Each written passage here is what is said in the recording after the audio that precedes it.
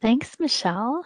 Thanks everybody for choosing to spend your lunch hour with me today. I really appreciate it.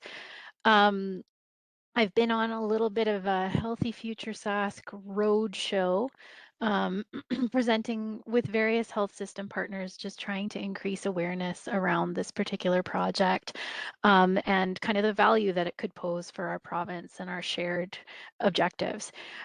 So let's get into it. I will say one caveat. I presented this recently at the HQC Power Hour. So if you were kind enough to attend that particular event, this will be very similar to that particular presentation. So I won't be offended if you choose to not to sit in with us for today. But for those of you who weren't part of it, hopefully this is new information and valuable to everybody here.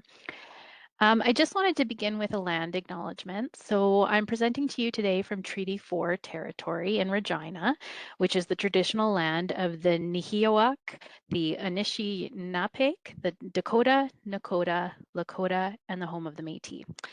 At the Saskatchewan Cancer Agency, we respect and honor the treaties, we acknowledge the harms of the past, and we are committed to moving forward with Indigenous nations in truth, reconciliation, and collaboration. So today we're going to hit on a few key things. So first of all, I want to tell you about Healthy Future Sask and what it is, what it entails. But also I want to really drive home kind of the legacy that this project presents for the province and what it's a part of on a national level. We'll talk a little bit about kind of the tie between quality improvement and discovery research and how those two interact, the implications this project poses for our health system, and finally a little pitch on how you could also get involved. So first and foremost, what is Healthy Future Sask? We often call it HFS for short. It's a bit of a mouthful, but it is a longitudinal population health research study aimed at improving the health of Saskatchewan residents through a better understanding of the causes of cancer and other chronic diseases. So Healthy Future Sask is actually part of a larger Canada-wide study called the Canadian Partnership for Tomorrow's Health. That one's also a mouthful, so we refer to that as CanPath, and I'll talk a little bit more about CanPath later. And what it does is it establishes a data and biobank resource for Saskatchewan. So the idea is any resident with a valid Saskatchewan health card between the age of 30 and 74 can participate. Those are the only inclusion criteria. It doesn't matter if you already have a chronic disease. It doesn't matter if you're healthy. It doesn't matter what walk of life you come from, what lifestyles you lead. If you're between the age of 30 and 74 and you live in Saskatchewan, you can be a participant. So once those participants enroll in the study, we take some baseline information from them, and they form our Healthy Future Sask cohort. Then we continue to follow up with those individuals every 3 to 5 years for up to 50 years to understand how their health continues to change over time. So why is this important? Well, it's incredibly important because we know that the burden of chronic disease in Canada is growing. So statistics already show us that half of Canadians will die from either cancer or another chronic disease. Just some other kind of staggering statistics: 1 in 2 Canadians will be diagnosed with cancer in their lifetime. 1 in 12 Canadians currently live with heart disease.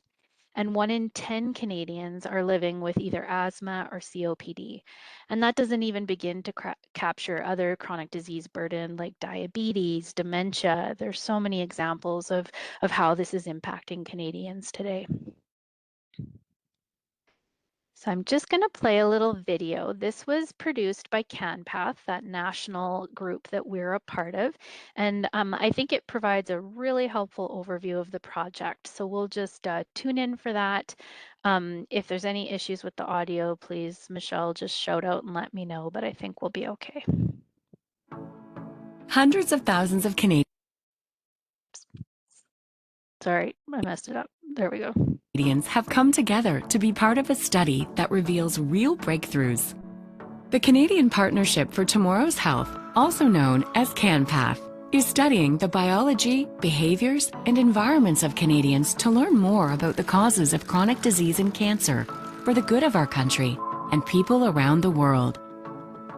CanPath collects real-world data from 1 in every 100 Canadians to enable discovery and innovation in disease detection, treatment, control, and prevention. How does it work? CanPath brings together scientists and researchers with hundreds of thousands of volunteer participants to conduct population-level health research in Canada and globally. As a partnership of 7 regional cohorts, CanPath spans across all 10 provinces. Since 2008, more than 330,000 Canadians have joined CanPath through one of its regional cohort studies. At recruitment, participants aged 30 to 74 filled out questionnaires about their health and lifestyle. They gave measurements such as height, weight, blood pressure, and grip strength, and gave blood and saliva samples. Over the years, participants continue to fill out questionnaires and provide samples, which allows us to capture how their health changes over time. The data collected in each region is then combined to form large national data sets. Examining data from a large group of people over time reveals patterns and connects seemingly small details to achieve profound discoveries. Researchers may be able to determine why some people develop certain cancers and chronic diseases and others don't. This data helps researchers learn how lifestyle, environmental exposure, and genetics contribute to and interact with our health. So, CanPath invites researchers from around the world to study our participants' information and biological samples. Their requests for data must pass strict scientific and ethical review and will only be approved if the projects support CanPath's mission of advancing knowledge about the development and prevention of chronic diseases and cancer. Researchers are never given access to any information that could be used to identify a participant. The data and samples collected could be used for thousands of studies across many chronic disease and cancer disciplines for years to come. After building the cohort for more than a decade, we are now beginning to see real insights from the study. Over 250 research projects using CanPath data and biosamples are already underway, and over 200 scientific studies have been published. This research ranges from diabetes, lung disease, arthritis, heart disease, and cancer, to environmental exposures such as arsenic and air pollution, to infectious diseases like COVID-19 and more. With the help of our participants and our founding funder, the Canadian Partnership Against Cancer, CanPath has been aiding researchers in solving some of our biggest health challenges since 2008. Today, CanPath is a partnership between leading health institutes from coast to coast. Together, we can work towards a world without chronic disease and cancer. Learn more at canpath.ca.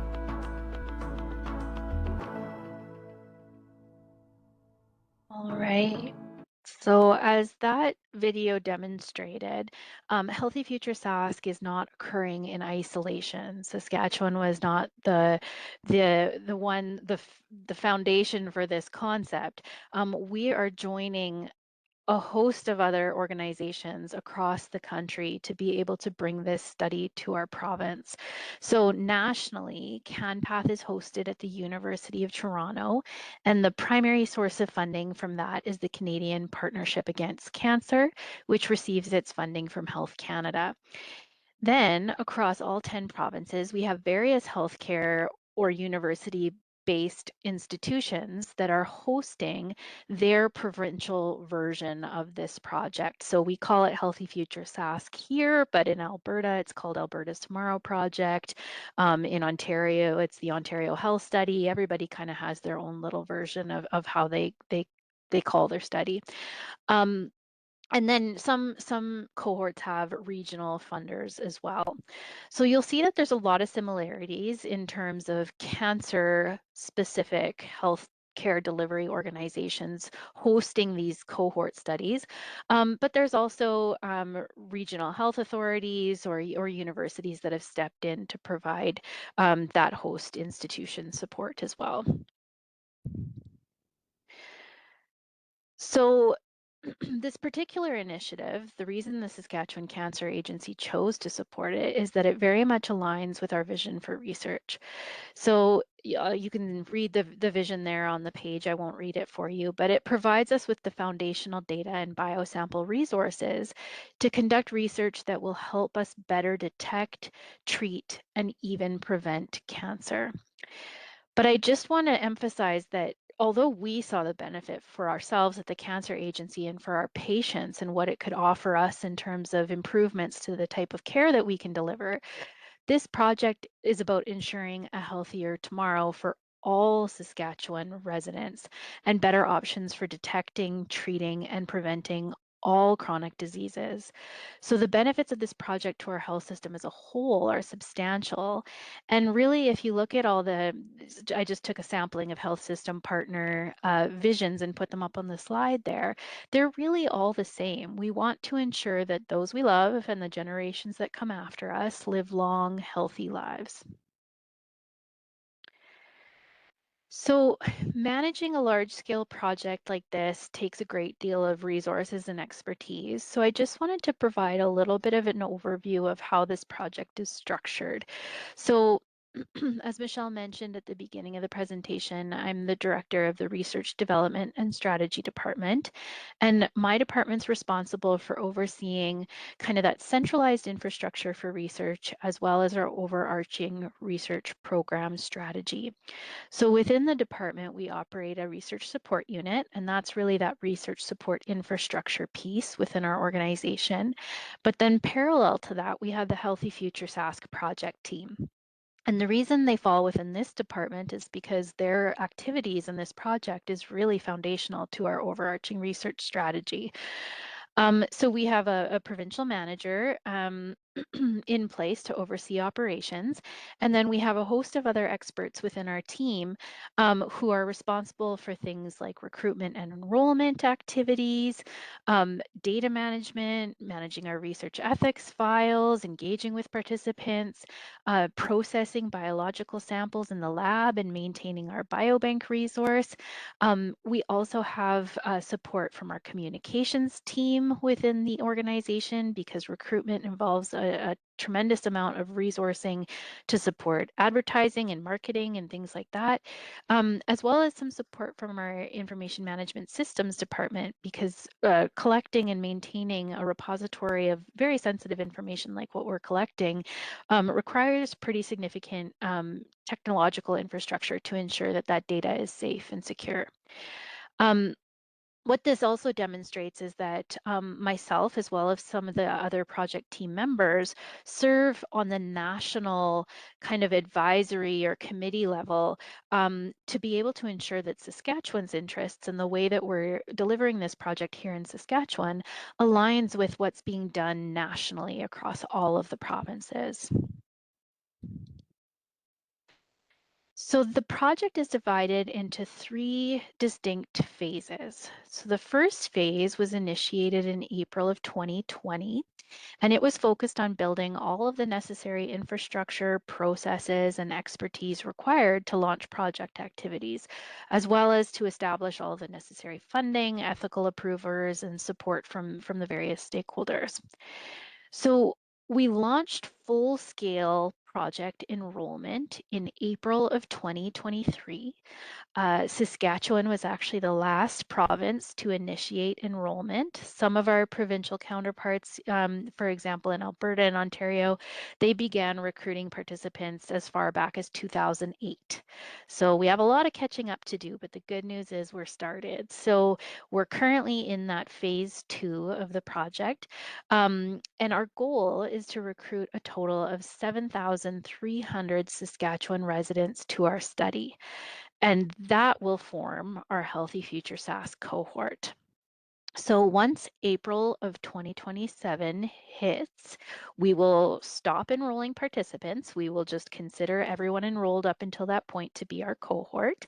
And then we'll shift our focus onto that long-term follow-up piece, as well as further enrichment of our biosample repository. So we might continue to collect additional biosamples or different types of biosamples. We might roll out sub-studies or other more targeted questionnaires to gather richer data for our data set. And we'll also begin supporting research requests for access to our data and to the samples in our biorepository. So the implications of this are pretty significant. Collectively, across Canada, when we combine all of the cohorts into CanPath, we are actually following the health of over 330,000 adult Canadians. So you'll see kind of how those numbers are spread out across Canada. Obviously, as I mentioned, some provinces have been recruiting for years longer than we have, and so they've hit much higher targets. They also have much larger populations, so that you'll see that reflected in the numbers as well. But collectively, we have created Canada's largest population health study. So together, we're creating a legacy by establishing a robust data and biosample resource, which allows us to learn more about the causes of chronic disease and cancer by studying the biology, behaviors, and environments of Canadians. So the real power of this national partnership is in the standardization. So all cohorts ensure that data is collected in a similar manner so that it can be effectively pooled together and analyzed. And sustaining Healthy Future Sask ensures that Saskatchewan residents are represented in both national health research projects as well as research targeted to the unique needs of our province. So this opens up opportunities to do both types of research. We could focus specifically on the Healthy Future Sask cohort and do targeted analysis specific to Saskatchewan residents, or we could look nationally and do comparisons across provinces or even pooled data from all provinces combined. So data can already be accessed through CanPath at the national level from other provincial cohorts, because as I mentioned, they started before we did. So Saskatchewan's data is not yet part of that CanPath pooled data source, but it will be once we complete enrollment in 2027. So as I mentioned, researchers will have the ability to request data locally from Healthy Future Sask or nationally through CanPath. So at the end of this phase 2 enrollment phase, um, researchers will be able to access data that was collected from our initial, we call it our baseline, in-depth questionnaire. And that questionnaire includes data relating to demographics, family characteristics, education level, sexual orientation and gender identity, current health status and medical history, prescribed medication, family health history, lifestyle. So when we talk about lifestyle, we mean things like sleep patterns, UV exposure, the type of food people consume in a typical day, alcohol use, tobacco or marijuana use, e-cigarette use, the type of physical activity that people do in a day or in a week. We also collect information around ethnic background, languages, working status, household income, and anthropometric measurements. So those are things like waist and hip circumference, as well as height and weight. In addition to that baseline questionnaire data, participants also have the option to contribute additional physical measurements. So you can choose to do the baseline questionnaire and leave it at that. Or if you're willing, you can do an additional step and come to one of our study clinics where we will take your grip strength, blood pressure, body fat composition, and then again, entirely optional, participants can choose to donate a biological sample, and those can be either in the form of blood or saliva. So additional data in those two categories will be available for a subset of our participants who choose to provide them. The beauty of the saliva sample is that while blood has to be collected on site at one of our study clinics by a trained phlebotomist, saliva samples can be collected from anywhere. So some of our participants that live in more rural areas or maybe can't make it into our study center, they have the option to indicate that they'd like to have a saliva kit mailed to them. And then right from the comfort of their own home, they can spin in a little tube and mail it back to us through Canada Post. We cover the expense of that. And then that allows them to contribute a biological sample, even if they can't physically come to one of our study clinics. Oops, sorry, I skipped ahead before I wanted to there. So then during the third phase of the project, so now we've locked down the cohort, we have the option, or sorry, we plan to focus on long-term follow-up of our participants. And as I mentioned, we will continue to enrich that potentially through additional biosample collection, additional questionnaires, maybe more targeted questionnaires to get more detailed information. Um, if a researcher chooses to request access to our biosamples and maybe they generate genomic data, we can then have that genomic data as a kind of an enriched component of our data source. So the value and the robustness of our data continues to grow over the life of the project, which is really exciting. So while all cohorts across Canada collect the same information to ensure data harmonization nationally, Healthy Future Sask is finding ways to ensure that our province is demonstrating leadership among our partners. So we know that certain occupational groups like firefighters face a higher burden of chronic disease, particularly cancer, and are often underrepresented in long-term health research. Despite these known risks, firefighters make up less than 1% of participants in most provinces contributing to CanPath's national health data platform. So that's a research gap with real consequences. And that's why Healthy Future Sask, because we're the only cohort that still has the benefit of actively enrolling, we're working to increase representation of these particular groups in our cohort, which offers a unique opportunity for further research into the health risks associated with this particular line of work. So we started out with Saskatoon Fire. We had really positive engagement with them.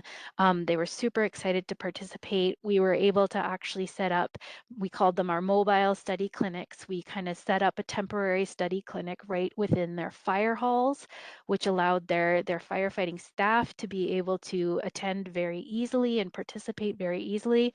And we had all sorts of fun. They decided they all needed to compete for who had the highest grip strength. So it ended up being just a really fun engagement for everybody, but also a really valuable resource now for them to contribute to further research relating to their occupation. So now we're just looking at ways to expand this. We've actually been highlighted kind of on the national stage, which has gathered some attention from Health Canada, who are luckily looking to provide us with some additional support to be able to really dive into this particular niche. So we've talked a lot about, what the project is and what kind of data it entails, but the important part is really how we plan to use it. So this is kind of where we can create those links between quality improvement and discovery research. So quality improvement gives us a discipline that allows us to test and learn and adapt in small, measurable ways. But large-scale research like Healthy Future Sask gives us the depth and evidence to know why those changes matter and who they impact. So together, this forms a learning health system, one that can detect patterns early, evaluate interventions rigorously, and continuously inform care at the population level. So it really does create this resource that allows us to gain insight into what is the health status of our province, what types of conditions are creating additional burden, are there areas of the province where we're seeing greater burden or specific circumstances or maybe specific factors that are contributing to poorer health? And it allows us to help gather insight and inform decision making around those things. So I've mentioned already, so just kind of emphasizing the point here, data can be requested either regionally through each cohort. So if we just want to do research specific to Saskatchewan, Healthy Future Sask will have its own data access process to support those requests. If a researcher wants to be able to conduct broader research at the national level, pooling information from multiple provinces, that's when those data requests can be directed towards CanPath, who has their own centralized data access process to support that pooled data access.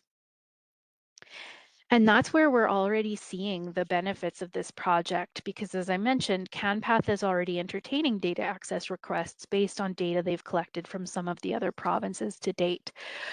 So this pie chart really just shows kind of the breadth of research that's going on in the chronic disease space. I work at the Cancer Agency. Cancer research is of importance to me, but you'll see there it's only 19% of the overall projects that have leveraged CanPath data. So there's real opportunity for research in many, many other chronic disease spaces. And CanPath-enabled studies are actually shaping science globally.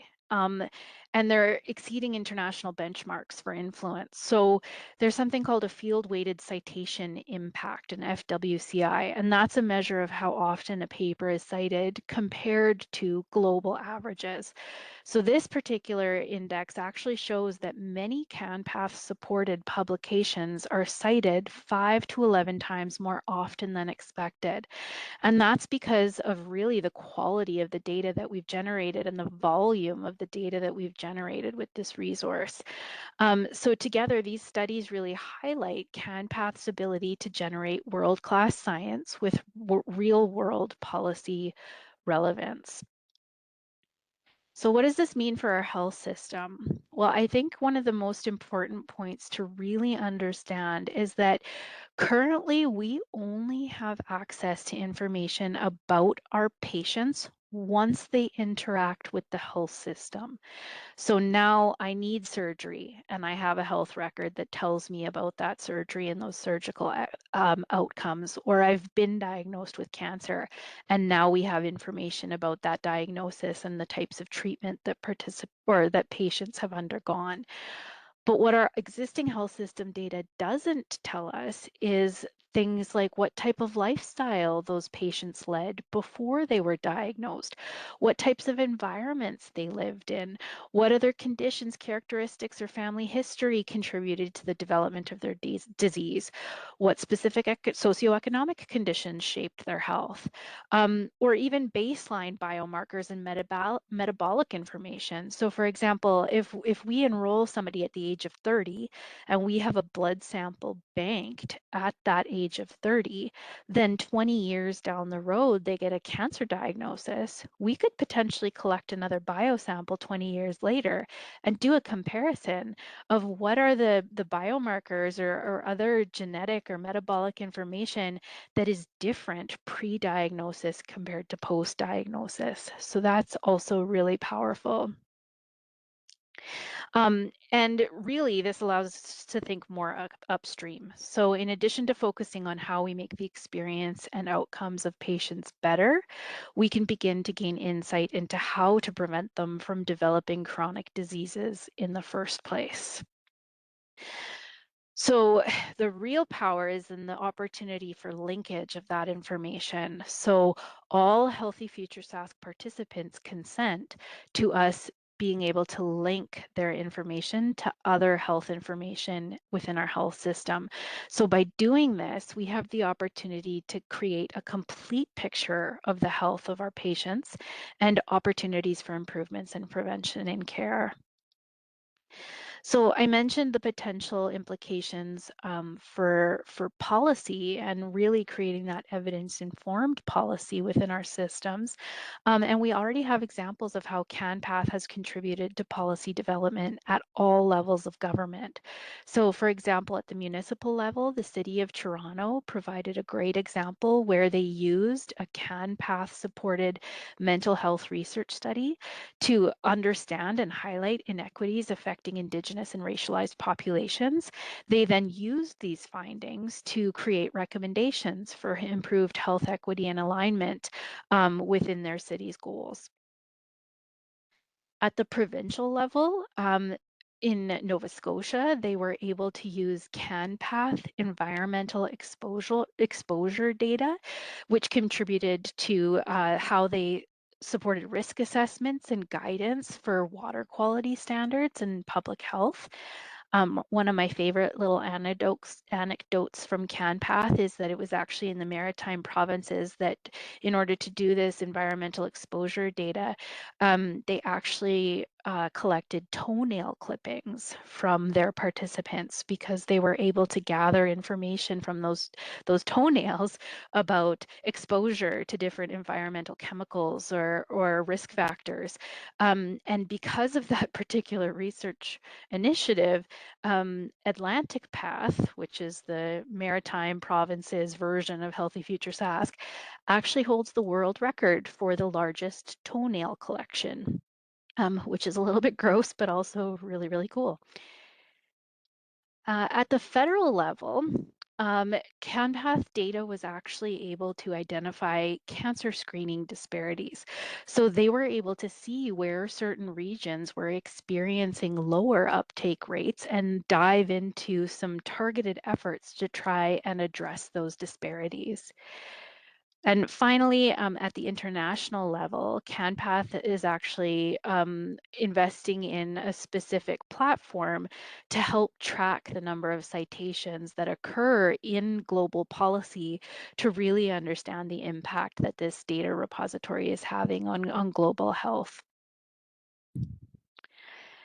So last few slides here, I want to make sure we have time for questions, but a little bit of a pitch on how you can get involved. So this project is really only successful if we achieve a large and diverse enough sample size to represent our province.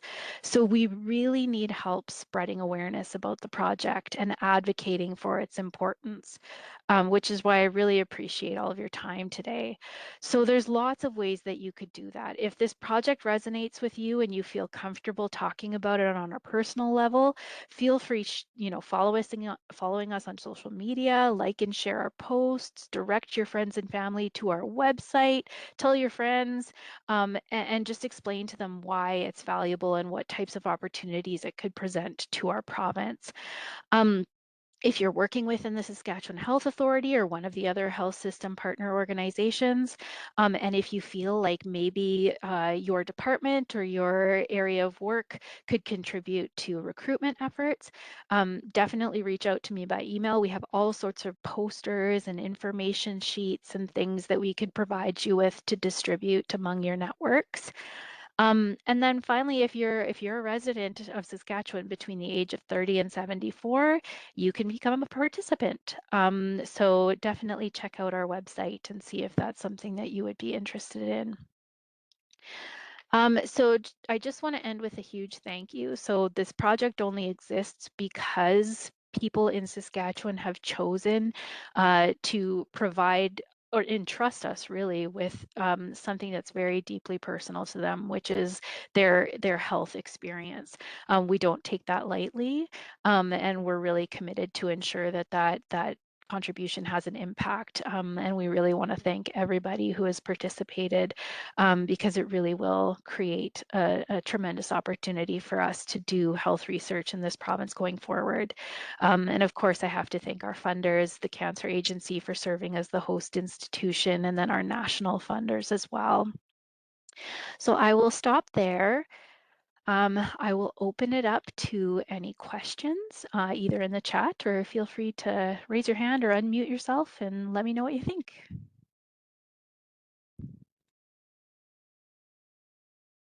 Thank you so much, Megan. I'm just going to stop the recording.